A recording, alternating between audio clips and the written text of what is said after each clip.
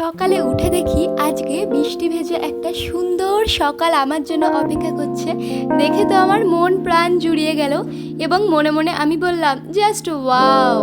তারপর এখানে দেখো শিউলি পাতা, আর তারপর আমার হাতে চলে আসলো ডিম এবং কলা, যা দিয়ে আমি বানাবো দুর্দান্ত একটা ব্রেকফাস্ট।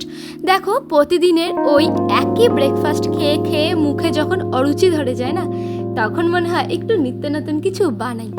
তো এটা আমার ছিল একটা নিত্য নতুন রেসিপি আমার জন্যে, কারণ আমি এটা জীবনে প্রথম বানালাম কলা আর ডিম দিয়ে।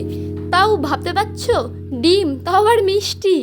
তো ঠিক আছে, আমি তো অত সত্য না ভেবে এইটাকে রেডি করে ফেললাম এবং এটা না খেতে এত সুন্দর হয়েছিল তোমাদের কি বলবো।